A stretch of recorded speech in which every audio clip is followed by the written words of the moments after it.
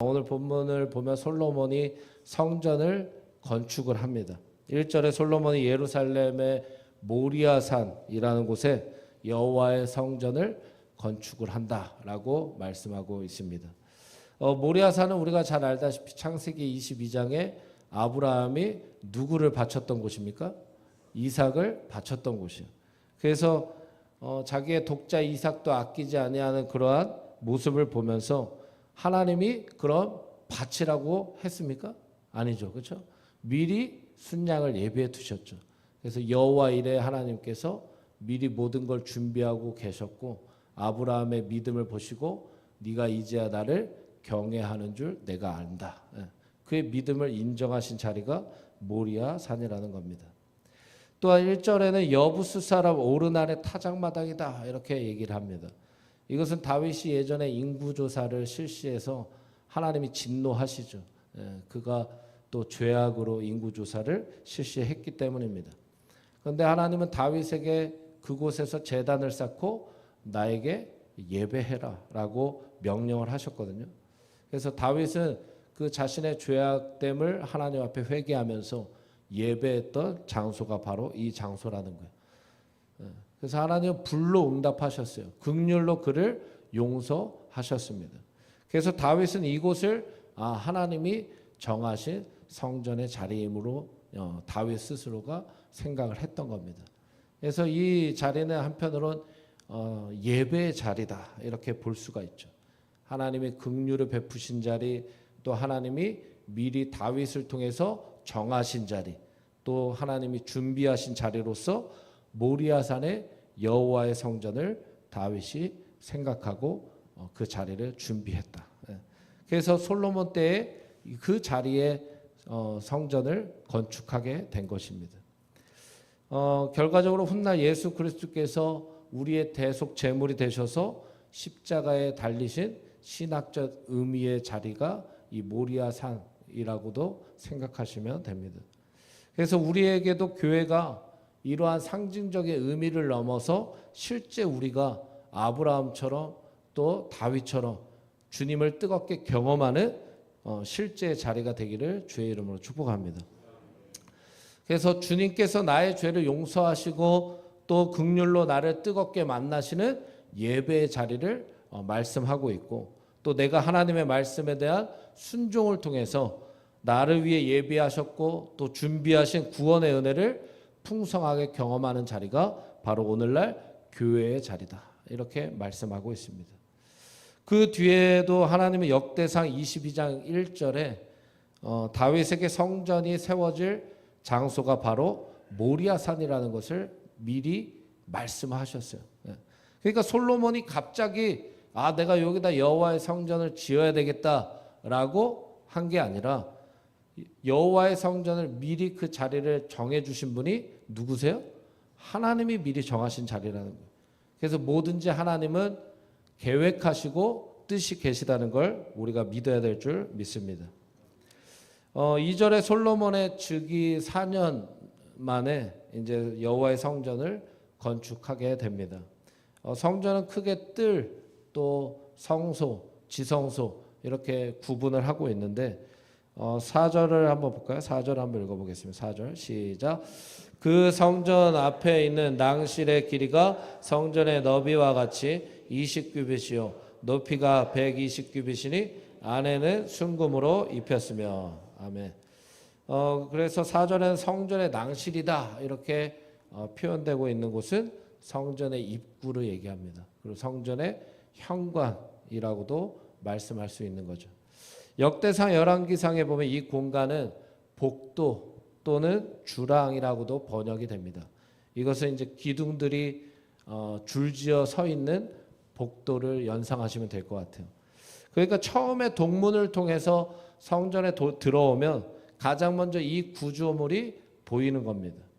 이 크기가 성경에는 넓이가 9m고 또 높이가 이제 길이가 54m다 이렇게 표현되고 있는데 높이 성전 길이와 똑같은 27m로 또 생각을 하시면 될 것 같습니다. 근데 내부는 이제 불순물이 없는 정금이다, 순금이다 이렇게 정금으로 입혔다고 말씀합니다. 그러니까 이거는 현관의 개념이에요. 처음 들어갈 때 처음 바라볼 수 있는 그러한 한편으로 구조물이라고 생각하시면 되는데, 한편으로 이거는 하나님께 나아가는 세상과의 경계선을 의미하기도 합니다. 그러니까 이제 우리가 여호와의 성전을 들어갈 때 그 입구에서 한편으로 마음을 추스리고 이제 예배 가운데 나아가기 위해 한편으로 마음을 정돈할 수 있는 그러한 장소라고 생각하시면 될 것 같습니다. 우리 교회로 따지면 어딜까요? 그 입구죠. 말 그대로 입구. 로비가 될 수도 있고, 우리가 교회 예배하기 위해서 딱 들어갈 때 뭐 환영하고 또 잠깐 교제 시간을 가질 수 있는 그러한 장소라는 것이죠. 그래서 세상의 건축물과는 이제 다르게 딱 여호와의 성전을 바라봤을 때 그 입구부터 여호와를 경외할 수 있는 위엄이 있는 그러한 구조물이었다는 것을 생각할 수 있습니다. 그 다음으로는 이제 성소입니다. 성소. 성소는 어떤 곳일까요? 하나님의 임재가 머무는 곳이죠. 그래서 솔로몬의 기도를 통해서 하나님이 약속하신 게 뭡니까? 하나님의 이름을 내가 성전에 두겠다. 그래서 부르짖는 기도를 하나님이 들으시겠다고 말씀하신 장소가 바로 성소라는 거예요. 그래서 제사장들이 주님 앞으로 나아가서 또 제사를 준비하고 또 하나님을 만나고 또 정결과 회복을 위해서 거룩을 위해서 하나님 앞에 나아갔던 장소가 성소입니다. 본문에서는 이 성소를 어떻게 건축하고 있냐 보니까 5절 한번 읽어볼까요? 5절 시작. 그 대전 천장은 잣나무로 만들고 또 순금으로 입히고 그 위에 종려나무와 사슬 형상을 새겼고. 아멘. 천장은 잣나무로 만들었다. 또 정금으로 입혔고 그 위에 종려나무와 사슬의 형상을 새겼다. 이렇게 말씀합니다. 그래서 잣나무와 이제 정금의 의미적으로 보면은 이것은 왕권을 얘기합니다. 왕권. 그래서 하나님의 왕되심을 더욱더 그 영광을 우리가 바라볼 수 있게 잣나무와 또 금으로 입혔다는 것을 강조하고 있고, 또 종려나무는 뭘까요? 의인들의 또 번영, 또 삶 가운데 생명의 풍요로움, 이런 것들을 또 의미합니다. 사슬은 또 뭘까요? 질서와 보호 또 하나됨, 이런 것들을 강조하고 있습니다. 즉 이런 거 성소의 의미를 보면 왕 대신 하나님의 임재가 있는 곳이 성소라고 말씀드리지 않았습니까? 그러니까 하나님의 임재가 있는 거룩한 성소 안에서 하나님의 백성들이 그 성소에 왜 나와요? 좀 전에 얘기했듯이 제사장들이 또 하나님을 만나고 하나님을 예배하고 그러기 위해서 성소로 나오는 거죠. 그렇죠?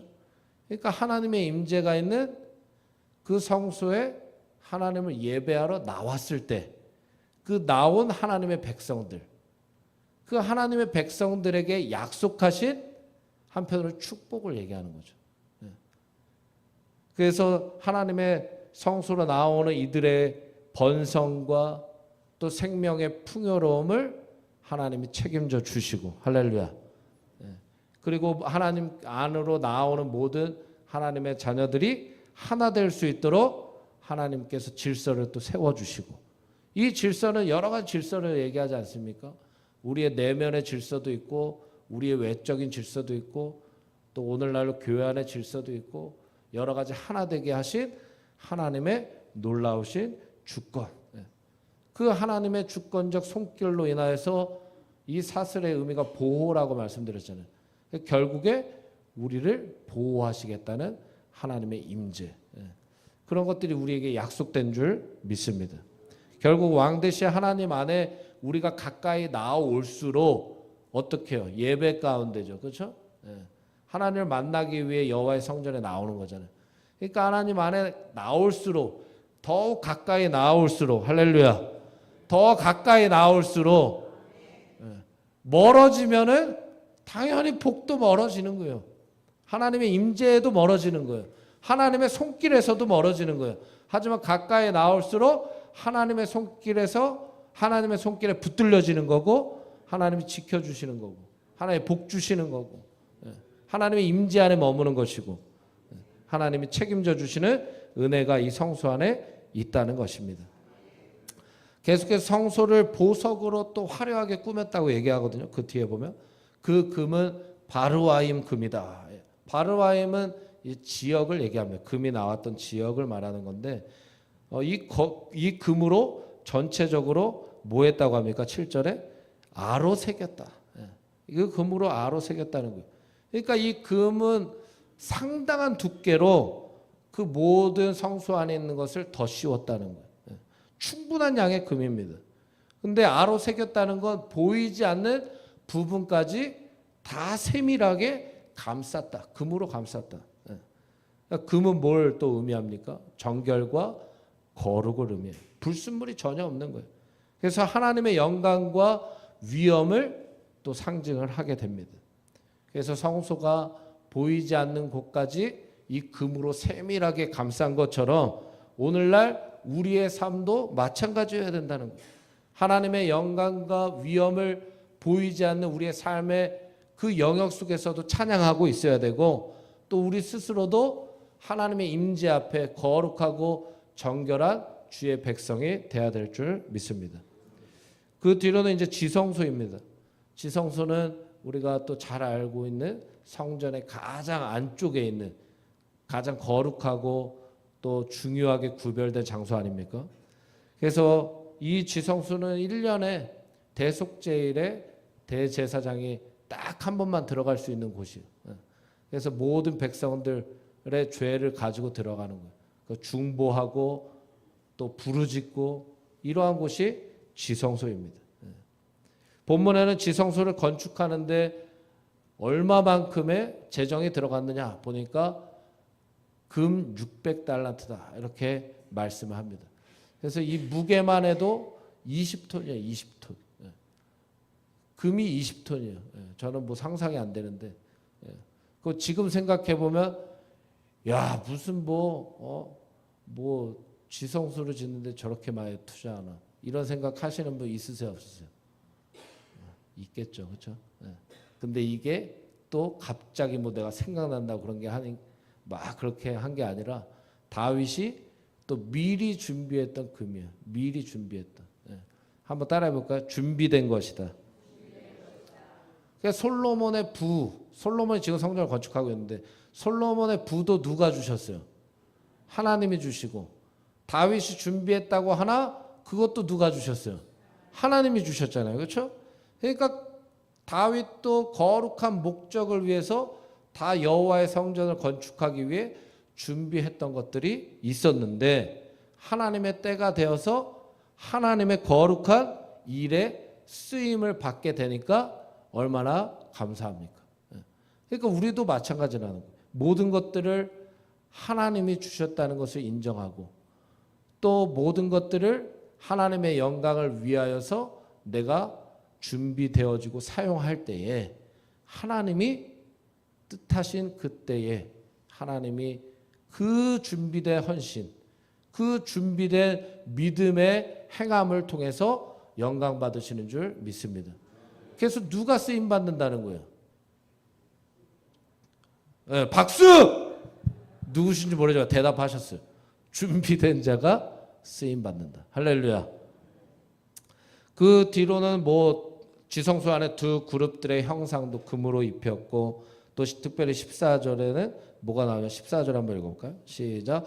청색 자색 홍색 실과 고운 배로 휘장문을 짓고 그 위에 그룹의 형상을 수놓았더라. 휘장이 또 나오지 않습니까? 지성소와 성소를 구분하기 위해 또 휘장을 또 만들고. 그러니까 휘장은 우리가 잘 알다시피 우리의 죄악 때문에 하나님께로 우리가 자유롭게 나아갈 수 없다라는 한편으로 장벽을 뜻하지 않습니까? 근데 이 휘장이 언제 갈라졌어요? 예수 그리스도께서 십자가에 달리셨을 때 확 찢어졌어요. 그렇죠? 그러고서 누구든지 예수의 이름을 힘입으면 그 피를 힘입으면 성소에 들어갈 담력을 얻는다. 그래서 우리의 주인은 예수 그리스도이심을 믿습니다. 그래서 이 휘장도 이제는 다 찢어져서 주님 앞에 자유롭게 나아가서 이 당시의 지성소에서 뭐 대제사장이 나아가서 회개하고 이랬지만 우리는 직접 회개할 수 있는 기회를 예수님을 통해 부여받지 않았습니까? 예. 할렐루야. 그러니까 얼마나 좋아요. 예. 얼마나 좋습니까? 예.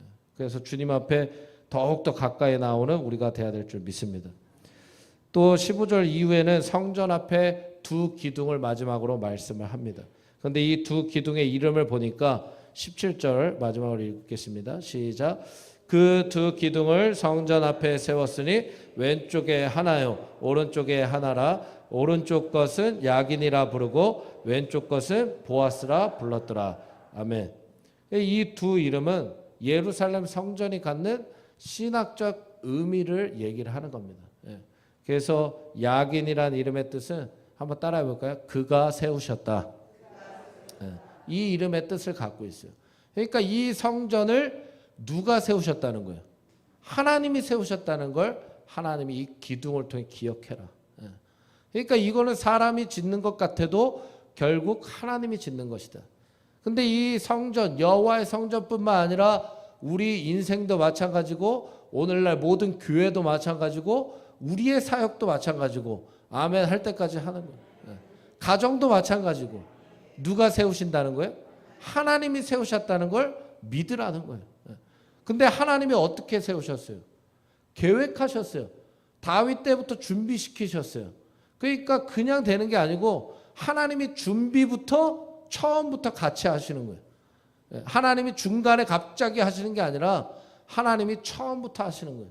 그래서 우리가 하나님의 임재 안으로 더 가까이 나아갈수록 처음부터 하나님과 동행하는 우리의 삶이 될 줄 믿습니다.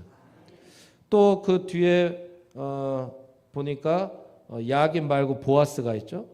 이 보아스는 한번 따라해 볼까요? 하나님께서 힘이 있다. 그 안에 힘이 있다. 그는 하나님이잖아요. 그러니까 하나님 안에 힘이 있다라는 이름의 뜻을 갖고 있습니다. 그리고 또 하나님 안에 능력이 있다. 즉 이건 뭘 얘기하냐면 성전 자체, 건물 자체는 힘과 능력이 없어요. 하나님이 떠나면 교회는 아무것도 아니에요. 할렐루야.